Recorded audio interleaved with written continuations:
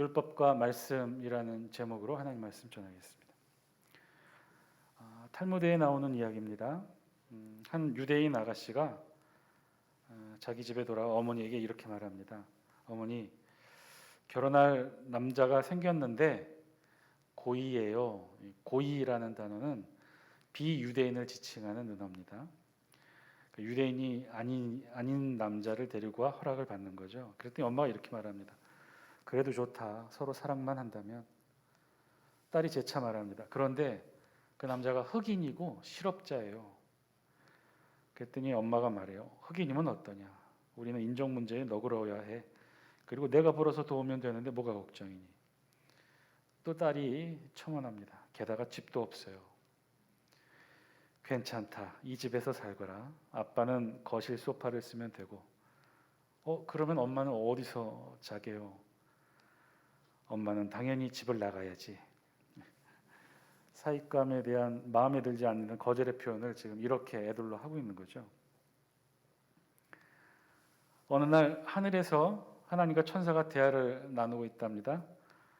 천사가 이렇게 지상을 바라보면서 지상에서 골프 치고 있는 랍비를 가리키며 하나님께 이렇게 물었답니다. 하나님, 저 랍비가 지금 안식일에 골프를 치고 있습니다. 어떻게 벌하면 좋겠습니까? 그랬더니 하나님이 이렇게 말씀하셨대요. 홀인원을 주도록 하여라. 홀인원은 한 번에 쳐서 구멍으로 들어가는 거예요. 제일 잘 친 거예요. 프로 선수들에게도 일생에 몇 번 나오지 않는 건데 그걸 주도록 하라는 거죠. 그랬더니 천사가 말합니다. 아니, 벌을 주는 게 아니고요. 홀인원을 주라고요. 그랬더니 하나님이 이렇게 말하는 거죠. 그것을 저 랍비가 도대체 어디 가서 자랑할 수 있겠느냐. 안식일에 랍비가 이 골프를 쳐서 홀인원을 했다고 어디 가서 이야기하면 그 랍비는 유대 율법 안식일법을 어긴 게 되니 큰 벌을 받겠죠. 자, 지금 말씀드리는 것이 탈무드에 나오는 유모집에 나온 이야기예요. 일종의 유대인식 유머인 거죠. 사진 한 장 보시면 사진으로 보고 있는 이들이 지금도 전통적 유대 전통을 지키며 살아가고 있는 하레디입니다. 하레디. 전통 유대인 복장에 머리를 자르지 않고 살아가는 이들이죠. 작년 9월에 전 세계 유대인 인구 조사를 한 것을 외신을 통해 전 세계 언론이 보도한 적이 있어요. 이것도 우리나라의 신문 기사를 통해서도 기사가 보도되었는데 전 세계 각지에 살고 있는 유대인 총 숫자가 대략 몇 명이냐면 많지 않아요. 1520만 명이라고 합니다. 1520만 명. 1520만 명이면 대략 우리나라 인구의 한 3분의 1 조금 덜 되죠. 근데 1550만 명이 전 세계에 흩어져 살고 있는데 이 중에 690만 명이 중동 이스라엘 땅에 살고 있고 나머지는 전 세계 해외에 흩어져 살고 있다고 합니다. 그런데 나머지 전 세계 해외에 이스라엘 외의 땅에 흩어져 살고 있는 인구 중에 600만 명 정도가 어디에 살고 있느냐? 미국 땅에 살고 있습니다. 그러니까 굉장히 많은 숫자의 유태인들이 사실은 미국에 살면서 전 세계적으로 막강한 영향력을 행사하고 있는 셈이죠. 노벨상을 수상한 미국인 가운데 37%가 유대인이라고 해요. 다양한 분야에서 우리가 알고 있는 대부분의 미국 유명 인사들이 알고 보면 유대인들이 상당히 많습니다. 뉴욕 필하모니 오케스트라의 최장기 음악 감독을 역임했던 대표적인 음악가 레너드 번스타인이 유태인이에요. 그 밖에도 우리가 들으면 다 아는 이름들 록펠러, 포드, 카네기, 아인슈타인, 신대륙을 발견한 콜럼버스, 철학자들 중에 헤겔, 칸트, 스피노자, 니체, 파스칼, 프로이드, 에리 프롬, 음악가들 중에 베토벤, 핸델, 슈만, 모차르트, 맨델스존, 바그너, 차이코프스키, 미술가 피카소, 루즈벨트 대통령, 아이젠하워 대통령, 처칠 수상, 영화 배우로는 찰리 채플린, 스티븐 스필버그 감독, 우디 앨런 배우. 예술, 과학, 인문, 연예, 배우, 음악, 영화 각 분야에 아주 두각을 나타내는 대부분의 사람들이 미국에 있는 유태인들이에요. 미국의 한 통계 자료에 의하면 미국 내 유태인들의 연평균 소득은 비유택의 미국인들보다 평균적으로 얼마나 더 많으냐면 8,000불 이상이 더 높다고 해요. 대학 진학률은 비유택의 미국인들보다 2배가 많고 대학원 진학률은 무려 5배가 더 높다고 합니다. 그러니까 실제로 미국의 사회 저변에 있어서 지도층을 형성하는 이들이 대부분 유대인이었다는 거죠. 실제로 미국 정치를 실제로 이끌고 있는 가장 큰 로비 단체 중에 하나가 에이펙이라는 단체가 있어요. AIPAC, 에이펙인데 이 에이펙 로비 단체는요, 미국의 모든 대통령이 대부분 여기서 선거 자금을 받아요. 그리고 대통령에 당선되면 그날 저녁에, 당선이 확정되는 그날 저녁에 제일 먼저 달려가서 연설을 하는 곳이 어디냐? 바로 이 에이펙이라는 단체예요. 에이펙에서 연설했던 그 많은 사람들, 대통령 후보 중에 오바마 사진 한 장 보여주시면 맥케인, 힐러리 등이 있고요. 우리나라 중앙일보 2012년 3월 6일자 기사에도 타이틀이 이런 타이틀로 이 조직 단체에 대해서 소개한 게 있어요. 오바마도 여기 가면 조연. 당시는 현 대통령이 오바마 대통령이었는데 이 대통령도 이 조직에 가면 조연일 뿐이라고, 미국을 움직이는 신의 조직이 바로 이 조직 에이펙이다. 근데 이 에이펙이 어떤 로비 단체냐, 누구의 이익을 대변하는 로비 단체냐면 유대인의 이익을 대변하는 로비 단체예요. 그러니 미국이 얼마나 친 이스라엘 정책들을 취하겠습니까? 그런데요, 그러면 미국 안에서 600만이라는 유대인들이 사회적으로 높은 지도층을 점유하고 있으니 좋은 대우를 받으며 존중받으며 살 것 같은데 실제 그들의 삶은 그렇지가 않아요. 미국의 600만 명의 유대인들을 가리켜 부르는 표현이 있어요. 그건 뭐라고 부르냐면 지배적 소수자라고 표현합니다. 사회적 신분이나 영향력 등으로 미국 사회에서 지배적 위치에 오르기는 했으나 여전히 그들의 미국 사회 안에서의 위치는 소수자의 위치였다는 거예요. 이 말은 그들도 유대인이지만 미국 내에 막강한 영향력을 행사하는 미국이지만 여전히 미국 안에서 차별과 편견의 고통을 당하고 있다는 거죠. 수천 년 유대 역사에서 미국 안에서조차도 유대인들이 지금까지도 이렇게 차별의 흔적을 고스란히 가지고 있는 민족이 바로 유대인이니 미국 밖에서 이런 차별을 받는, 전 세계적으로 차별받는 유대인들은 더 많겠죠. 더 어려운 차별들을 겪어야 했을 것입니다. 그런 그들의 심정과 정서가 그대로 녹여져 있는 문서가 바로 탈무드예요. 그래서 탈무드에 있는 유머도 굉장히 우울하고 어두워요. 그 자체도 굉장히 지혜서를 중심으로 기록이 되어 있지만 지혜서 자체도 굉장히 조심스럽고 우리가 알고 있는 밝은 이면의 지혜의 글들이 아니에요. 예를 들면 그 탈무드에 있는 자료 중에 일부를 말씀드리면, 수도승이 어느 주막에 가면 그곳은 그의 기도실이 된다. 반대로 술주정뱅이가 어느 기도실에 가면 그곳은 그의 주막이 된다. 사람이 공경에 빠지는 건 뭔가를 몰라서가 아니다. 뭔가를 확실히 안다는 착각 때문에 빠진다. 또 그런 일이 일어날 수 있다는 것을 모르는 것이 아니라 그런 일이 일어나지 않으리라는 믿음 때문에 더 큰 위험에 처한다. 마치 꼭 우리 성경의 잠언을 연상케 하는 그런 지혜서 느낌이 나죠. 우리가 알고 있는 토라, 모세오경과는 그래서 그 내용과 결이 굉장히 많이 달라요. 그런데 유대교에서 경전이라고 하면 두 종류를 얘기해요. 첫 번째는 우리가 알고 있는 토라, 율법서죠. 우리 구약 성경에도 들어와 있는 창세기, 출애굽기, 레위기, 민수기, 신명기, 이 모세오경 5권이 바로 유대교에서 인정하는 토라 경전이에요. 그리고 또 하나가 뭐냐면 지금 말씀드리는 탈무드를 유대인들은 자신들의 경전으로 여깁니다.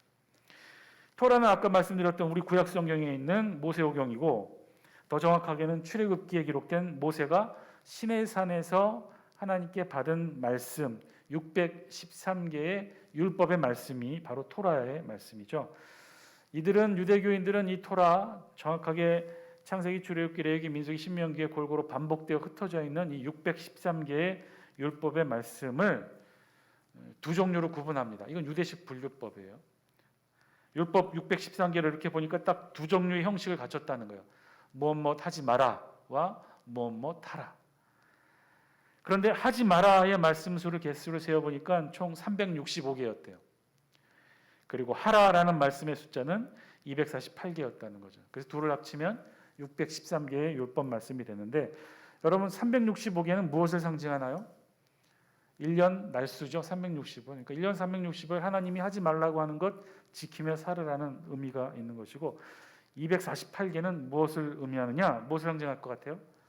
인간의 모든 뼈와 장기의 개수를 세면 248개가 된답니다. 우리 기준이 아니라 유대인들이 그렇게 보는 거예요. 그래서 이 613개의 율법의 말씀이 유대교에서 첫 번째 경전 토라예요. 자, 그러면 탈무드는 무엇일까요? 유대인들의 제2의 경전 탈무드로 여기는 것. 정확하게는요, 우리 모세의 율법으로 알려져 있는 613개의 율법은 실제 글로 기록되어 있는 성문 율법이라고 해요. 글로 기록되어 있어서. 그런데 유대 율법에는 이렇게 글로 기록된 성문 율법만 있는 게 아니라 입에서 입으로 전해져 내려오는 구전 율법도 있어. 아니 목사님, 성경책 왜 어떻게 입으로 전해지는 말씀이 있겠습니까? 그 구전 율법의 기원은 이래요. 우리 예언서에도 들어와 있지만 우리 구약 시대 때 하나님의 말씀이 성경에 기록된 말씀뿐만 아니라 어떻게도 하나님의 말씀을 전했습니까? 하나님의 영이 임해서 선지자들에게 임하면 선지자들이 그 하나님의 말씀을 대언했잖아요. 그런데 구약 시대 때 하나님의 영이 임하는 방식은 지금 신약 시대 때 우리 성령이 임재하는 방식과는 달라서 구약 시대 때는 그 전인적으로 임재하셨어요. 그러니까는 그 사람의 생각과 주관과 판단을 다 하나님의 영이 휘어잡아서 그래서 막 하나님의 말씀을 예언하게 하죠. 그래서 사실은 본인도 그 하나님의 영이 임한 상태에서는 자신이 무슨 얘기했는지 잘 기억을 못해요. 그러면 어떻게 하느냐? 옆에 있던 선지자 생도가 자신의 스승 선지자가 했던 말, 하나님의 영이 있어 했던 말들을 다 기록합니다. 그럼 선지자가 깨어나서 그 생도가 기록한 그 두루마리 말씀을 가지고 왕과 백성들 앞에서 하나님의 말씀을 전해줬죠. 그 말씀들이 일부가 우리 성경의 선지서, 예언서의 형태로 들어와 있고 그 들어오지 않은 많은 형태의 구전 율법이 있었다는 거예요. 그렇게 구전으로 전해져 있는 하나님의 말씀을 기원 서기 210년경에 유대 랍비들이 글로 최초로 편찬 작업을 시작합니다. 그 내용이 6부 63편 520장의 방대한 분량으로 기록이 되게 돼요. 사진 한 장 보여주시면 이게 이제 유대인 토라의 히브리어로 되어 있는 토라의 권수고요. 다음 사진을 보여주시면 그 내용을 펼쳐보면 저렇게 기록이 되어 있어요. 이게 이제 탈무드의 보편적인 기록 방식이에요.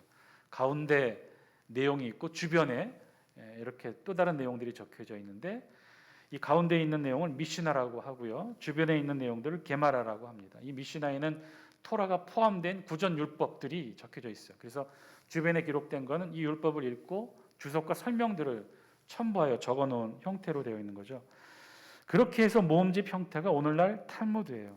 유대인들의 수천 년의 지혜가 모아진 형태가 바로 이 탈무드 내용인 거죠. 그래서 히브리어로 된 이 탈무드 권수도 많아요. 63권이고요. 무게도 대략 한 75kg에 이릅니다. 이건 히브리어로 된 것이 그렇고요. 이걸 영어로 번역한 거는 300페이지 한 권 분량에 140권에 이른다고 해요. 어마어마하죠. 굉장히 많은 분량의 탈무드가 존재해요. 그럼 질문이 생깁니다. 수천 년 역사를 통해 어떻게 이 내용들은 이들은 만들어졌을까? 유대인들이 제2경전으로 여기는 탈무드는 어떻게 만들어졌을까? 어떻게 이런 방대한 분량의 해석과 주석과 설명들이 생겨났을까? 어느 골방에 몇몇 랍비와 율법사들이 만들지는 않았을 거 아닙니까? 그렇게는 설명되지 못할 아주 복잡하고 다양한 수많은 사람들의 생각과 내용들이 녹여져 있는 게 이 탈무드예요. 그럼 이것은 어떻게 만들어졌을까? 이것을 이해하는 것이 사실은 오늘 말씀을 이해하는 중요한 열쇠가 됩니다. 오늘 우리 본문에 보면요, 바울은 아주 중요한 문제제기 하나를 하고 있어요. 그것은 율법에 대한 문제제기예요. 우리 다 함께 우리 본문 12절 말씀 영상을 통해 함께 읽습니다. 시작. 무릇 율법 없이 범죄한 자는 또한 율법 없이 망하고 무릇 율법이 있고 범죄한 자는 율법으로 말미암아 심판을 받으리라. 아멘. 여러분 이게 무슨 말씀일까요? 율법 없이 범죄한 자, 율법 없이 범죄한 자 누구를 가리키죠? 율법을 모르는 자, 즉 하나님의 말씀을 알지 못하는 이방인들을 가리키겠죠. 그들은 비록 율법을 알지 못하더라도 율법이 아닌 또 다른 심판의 기준으로 그들도 자기 죄에 따른 하나님의 심판을 받게 된다는 말씀이죠. 반면에 율법이 있고 범죄한 자는 율법을 알았음에도, 즉 하나님의 말씀을 알고 있었음에도 범죄한 자들인데 그들도 역시 율법, 즉 하나님의 말씀의 기준에 심판받게 된다는 거예요. 자, 즉 이 말씀이 의미하는 것은요, 결국 바울은 이 12절 말씀을 통해 율법이 중요한 것이 아니라 그 율법을 알았든 알지 못했든 그것이 중요한 게 아니라 중요한 것은 누구든지 하나님께 범죄하면 하나님께 심판을 받게 된다는 말씀을 지금 하고 있는 거예요. 그러니까 율법을 모르고 범죄했다 하여 그 형벌이 가벼워지거나 사면되지도 않을 뿐만 아니라 율법에 통달하고 있다고 하더라도 죄를 지으면 똑같이 벌을 받는다는 거예요. 율법을 잘 안다고 해서 죄를 면제받지 않는다는 거예요. 그리고 한 걸음 더 나아가 13절에서 바울은 이렇게 선포하죠. 13절 함께 읽습니다. 시작. 하나님 앞에서는 율법을 듣는 자가 의인이 아니요 오직 율법을 행하는 자라야 의롭다 하심을 얻으리니. 아멘. 율법을 알고 있다고 그 사실이 우리를 죄에서 자유롭게 하지 못한다는 거죠. 오직 그 율법을 행하는 자가 되어야 한다는 거예요. 결국 오늘 바울의 말씀은요, 율법을 듣는 것만으로는 아무것도 되지 않는다는 거예요. 들은 말씀 그대로 그 율법을 지킬 때, 율법대로 행할 때 그 율법의 효용 가치는 가치를 발휘한다는 거예요. 지금 바울은 한마디로 율법의 효용성에 대해서 말하고 있어요. 율법은 그냥 단순히 알고 있다고, 듣고 있다고, 학습했다고 그 율법의 효용 가치가 생기는 것이 아니라 율법의 가치는 오로지 율법대로 행할 때 가치가 의미가 있다는 것이죠. 듣는 것, 아는 것 그 자체로는 아무 의미 없다는 거예요. 심지어 14절에서는요.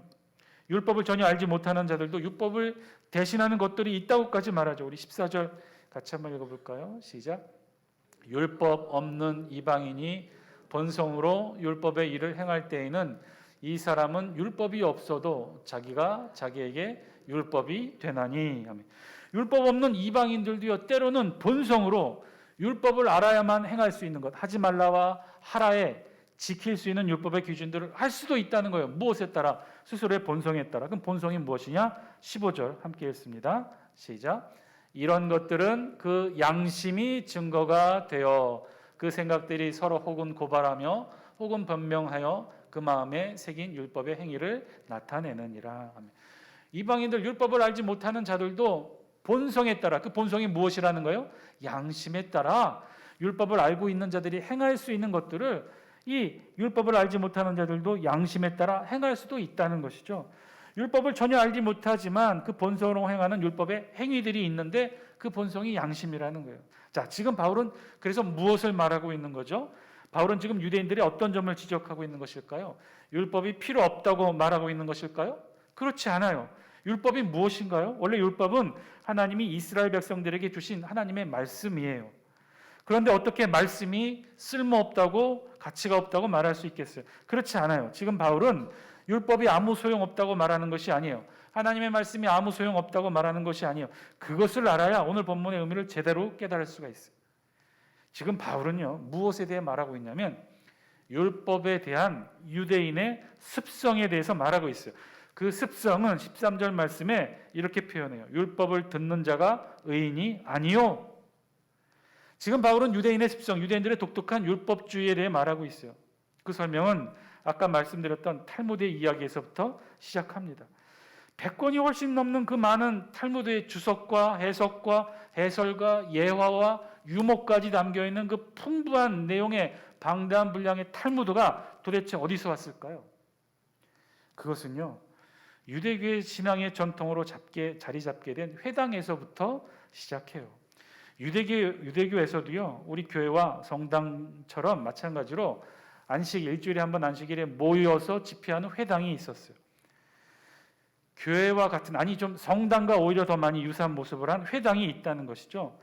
지금도 유대인들의 전통 중에 하나는 제가 전에도 말씀드렸다시피 전 세계 어디를 가도 5가구, 성인 10명 이상만 모이면 회당을 지을 수 있다고 그랬어요. 회당을 제일 먼저 짓고 그리고 그 옆에 빵집을 짓습니다. 무엇 때문에 빵집을 짓죠? 무균실이 있는 무교병을 공급받기 위해서. 그래야 6월절 무교절을 지낼 수 있으니까. 자, 회당과 빵집을 만들고 회당에서 이들이 안식일을 보내요. 매주 안식일을 보내요. 그러면 우리가 머릿속에 그려지는 회당의 모습은 조그만 바닥으로 된 바닥에서 무릎 꿇고 일렬로 줄 맞춰 앉아서 기도하고 있는 이슬람 사원을 연상하는데 실제로 유대인들의 회당은 그렇지가 않아요. 오히려 유대인들의 회당은요, 천주교의 성당과 상당히 유사합니다. 전 세계에 그래서 유대인 회당 가운데 가장 아름다운 유대인 회당 10곳이 선정될 정도로 우리 교회 성당 못지않은 화려한 건축 양식을 자랑해요. 사진 한 장 보여주시면 대표적인 유대교 회당으로 헝가리에 있는 세게드 회당이에요. 굉장히 멋있죠. 웅장하고 그리고 유역에 있는 다음 사진은 더 화려한데요. 1887년에 지어졌고 동유럽 유대인들이 미국에 건립한 최초의 회당 중 하나예요. 굉장히 웅장하고 크고 멋지게 지었어요. 꼭 성당 같죠. 그런데 성당이나 교회와 같지 않는 한 가지가 있어요. 그게 뭘까요? 유대인 회당에는 이것이 없어요. 성당과 교회는 반드시 있는 이것이, 유대인 회당에는 반드시 이것이 없어요. 무엇이 없어요? 십자가. 딱 정확하게 십자가 띈 성당의 모습이 유대인 회당의 모습이에요. 유대인들은요, 이곳에 일주일에 하루 모여서요, 안식일에 꼭 모입니다. 숫자도 어마어마하게 모여요. 온 가족이 다 모이니까. 그러면 유대인들은 안식일에 회당에 모여서 도대체 무엇을 할까요? 수천 년간 매주일 회당에 모여서 이들이 무엇을 했을까요? 그들이 무엇을 했는지 다행히 우리 성경 누가복음이 그것을 기록으로 남겨놓았어요. 그것은 바로 예수님의 첫 번째 설교 장면이 기록된 누가복음 4장 16절이에요. 우리 영상을 통해 같이 한번 읽어볼까요? 시작. 예수께서 그 자라나신 곳 나사렛에 이르사 안식일에 늘 하시던 대로 회당에 들어가사 성경을 읽으려고 서심해. 세례 요한에게 세례받고 성령에 이끌려 광야에서 사단에게 시험 받으신 이후 우리 예수님이 제일 먼저 어디를 가셨느냐? 회당에 가셔서 그곳에서 성경을 읽으셨다는 거예요. 그리고 첫 번째 예수님의 부임 설교를 하셔요. 그때 읽은 말씀이 이사야 61장 말씀. 주의 성령이 내게 임하셨으니 이는 가난한 자에게 복음을 전하게 하시려고 내게 기름을 부으시고 나를 보내사 포로된 자에게 자유를, 그 유명한 예수님의 부임 설교를 바로 이곳 회당에서 했던 거예요. 그런데 그것을 기록한 누가복음 4장 16절에 우리가 중요하게 보아야 될 구절은 바로 이 표현이죠. 안식일에 늘 하시던 대로. 지금 예수님의 첫 번째 부임 설교 당시에 예수님의 나이는 30세였어요. 유대인들은 아기 때부터 움직일 수만 있으면 무조건 안식일에 다 온 가족이 회당에 들어가서 안식일을 보냅니다. 예수님도 그렇게 30년간을 보냈던 거죠. 매주 안식일마다 회당에 들어가서 성경 읽는 걸 보셨단 말이에요. 그래서 예수님도 똑같이 그날 첫 번째 부임 선교를 하시던 바로 그날 예수님도 회당에 들어가서 성경을 읽으시고 그리고 첫 번째 부임 설교를 하셨어요. 그런데 그 회당에서는요, 그냥 성경만 읽은 것이 아니었어요. 예수님이 이사야 61장 말씀을 읽고 첫 설교를 하셨던 것도 바로 그 이후예요. 성경을 읽고 그럼 어떻게 하느냐? 성경 읽은 사람이 성경 말씀에 비추어 자신의 생각과 느낌들을 말하게 되어 있어요. 일종의 지금 우리네 큐티와 똑같아요. 누구나 이 일은 할 수 있어요. 마음에 감동이 있는 자가 그날 성경 본문을 펼치고 읽습니다. 그리고 그 말씀이 나에게 주신 의미, 교훈 이런 것들을 각자 개인이 느낀 큐티를 발표하게 되어 있어요. 그러면 옆에 있던 회당장이든지 율법교사라든지 랍비가 그 본문에 있는 정확한 해석과 주석에 대한 말씀과 설명을 아울러 해주게 되죠. 그러면 저 구석에 있는 서기관이 그 모든 내용들을 다 기록해 적어요. 수천 년간 유대인들은 회당에 모여 반복해서 이 작업을 했어요. 매주일 안식일마다 모여서 누군가 모세오경 율법 말씀을 읽으면 그 말씀에 자신의 느낌과 생각을 첨부하고 율법사와 서기관과 랍비가 그 내용에 주석을 첨부하고 그리고 서기관이 그 내용을 다 기록했던 거예요. 그런 것들이 전 세계의 유대인들이 회당에서 했던 그런 것들이 쌓여서 압축된 것이 바로 탈무드였어요. 그것이 수천 년을 이어온 유대교인의 전통적인 신앙의 양식이었어요. 그럼 질문이 생기죠. 원래 유대인들의 신앙 형태는 이런 것이었나요? 아니죠. 우리가 알고 있는 구약에서 유대인들의 신앙 형식은 어땠어요? 유대인들의 신앙의 중심은요, 제사였어요. 성막과 성전에서 제물을 바치고 제사를 드리는 것이 유대교의 중심, 신앙의 중심이었죠. 물론 그렇다고 말씀이 전혀 없었던 건 아니에요. 제사를 드리고 제물을 다 태워 드린 후에 제사장이 이제 뒤로 돌아서서 제물을 드린 헌제자와 가족에게 아주 짧고 간단하게 축복의 말씀을 선포합니다. 다행히도 그 말씀이 우리 성경에 기록되어 있어요. 민수기 6장 22절 이하의 말씀이에요. 우리 23절부터 26절 말씀 영상을 통해 먼저 같이 볼까요? 23절만 먼저 볼까요? 함께 읽습니다. 시작. 아론과 그의 아들들에게 말하여 이르기를 너희는 이스라엘 자손을 위하여 이렇게 축복하여 이르되. 여기까지 보세요. 지금 하나님이 모세를 통해 말씀해 주시는 거예요. 성막과 성전에서 희생제물을 드린 제사를 드린 후에 제사장은 아론은 대제사장이고 그의 아들들은 제사장이죠. 대제사장과 아론들에게 이렇게 하라고 알려주신 거예요. 뒤로 돌아서서 헌제자에게 이렇게 선포하라는 거예요. 뭘 선포해요? 24절 26절 함께 읽습니다. 시작. 여호와는 내게 복을 주시고 너를 지키시기를 원하며 여호와는 그의 얼굴을 내게 비추사 은혜 베푸시기를 원하며 여호와는 그 얼굴을 내게로 향하여 드사 평강 주시기를 원하노라 할지니라. 매 제사 때마다 제사를 드리고 제사장과 대제사장은 돌아서서 백성에게 요 짧고 간결한 말씀을 선포했어요. 이게 유대교의 구약에서의 신앙의 전부였어요. 상당히 많은 시간은 다 제사로 할애되고 제사장과 대제사장이 돌아서서 짧은 이 말씀을 선포하는 것. 이게 구약시대 유대교의 신앙의 전부였어요. 그런데 어느 순간부터 이 유대인의 신앙의 중심이 바뀝니다. 제사와 짧은 축복의 말씀 선포에서 이제 뭐로 바뀌어요? 회당에서 안식일마다 회당에 모여 율법의 말씀을 강론하고 시편을 낭독하는 것으로 바뀌게 된 거죠. 그럼 언제 이렇게 바뀌었을까요? 예루살렘 성전이 바벨론 군사들에 의해 멸망당했을 때, 그리고 유대인들이 바벨론으로 포로로 끌려가게 되었을 때, 바벨론으로 포로로 끌려간 그 땅에서 더 이상 성전에서 제사를 드릴 수 없게 되자 그 다음부터 유대인들은 자체적으로 안식일마다 회당을 건립하고 회당에 모여 제사 대신에 말씀을 읽게 되었던 거죠. 율법을 강론하고 시편을 낭독하고, 그리고 거기에 자신들의 느낌과 생각들을 첨언하고 랍비와 율법사들이 거기에 주해와 주석과 해석을 달아놓은 것, 그런 것들이 쌓여서 압축, 요약, 편집된 게 바로 탈무드였다는 거예요. 매주일 회당에 모여. 그래서 유대인들이 했던 신앙의 행위는 바로 이거였어요. 그때 바벨론 포로 이후에 신약 시대를 통해서도 마찬가지예요. 매주일 안식일에 회당에 모여 이 일을 했어요. 율법의 말씀을 듣고 읽고 배우고 학습하고 거기에 자신의 느낌과 생각들을 기록하는 거예요. 오늘 본문의 바울은요, 지금 그 사실을 지적하고 있는 거예요. 율법을 회당에 모여서 듣는 것만으로, 그렇게 읽고 학습하고 강론하는 것만으로 유대인들은 뭐라고 생각하냐면 이것이 신앙의 전부라고 생각했어요. 그 율법의 말씀을 손에 들고 있고 귀에 율법을 듣는 것만으로 모든 것이 다 이루어진다고 생각했어요. 뭐가요? 구원받아 천국에 간다고 생각했어요. 이방인들은 이 율법을 모르니 다 지옥에 간다고 생각했던 거죠. 그런 그들을 향해 바울이 선포합니다. 13절 말씀 다시 한번 읽습니다. 시작. 하나님 앞에서는 율법을 듣는 자가 의인이 아니요 오직 율법을 행하는 자라야 의롭다 하심을 얻으리니.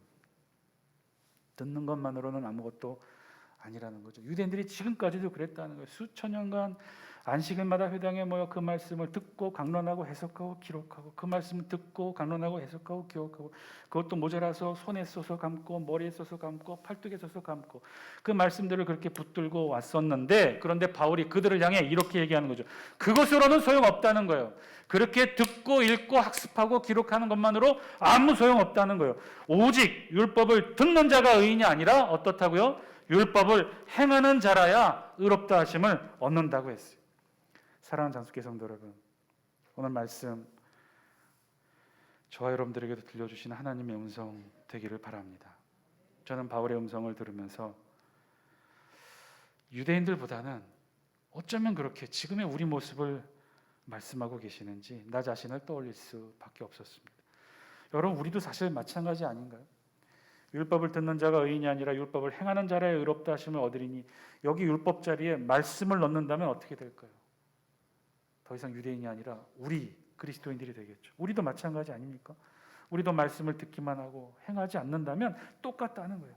들은 말씀대로 사실은 행해야 돼요. 듣기만 해서는 그 말씀의 영향력이 아무런 힘을 내지 못한다는 거예요. 들은 말씀대로 행해야만 한다는 거예요. 오늘 저와 여러분들에게 하나님이 이 말씀을 전해주시는 줄 믿습니다. 말씀 들은 대로, 들었던 말씀대로 행하시는 여러분 되시기를 주의 이름으로 간절히 축원드립니다. 일주일에 하루 교회에 나와서 예배에 참여하고 말씀 듣는 것만으로는 우리의 신앙을 다 했다고 생각하지 말라는 거예요. 그것으로는 구원받지 못한다는 거예요. 그것으로는 말씀을 소유했다라고 말할 수 없는 거예요. 일주일에 하루 교회에 나와서 예배를 들었다고 해서, 그래서 말씀을 들었다고 해서 구원받았다고 생각하지 말라는 거예요. 중요한 것은 듣는 것이 아니라 행하는 것이라고 했어요. 하나님 오늘 저와 여러분들에게 오늘 본문을 통해 똑같이 말씀하시는 줄 믿습니다. 하나님 앞에서는 말씀을 듣는 자가 의인이 아니요 오직 말씀을 행하는 자라야 의롭다 하심을 얻으리니. 올해 2022년에는 말씀을 행하시는 저와 여러분 다 되시기를 주의 이름으로 다시 한번 간절히 축원드립니다. 듣는 것으로는 아무것도 할 수가 없습니다. 들은 말씀 그대로 행하여야 합니다. 말씀대로 행하여야 합니다. 들은 말씀대로 행하시는 여러분 되시기를 주의 이름으로 축원드립니다. 기도하겠습니다.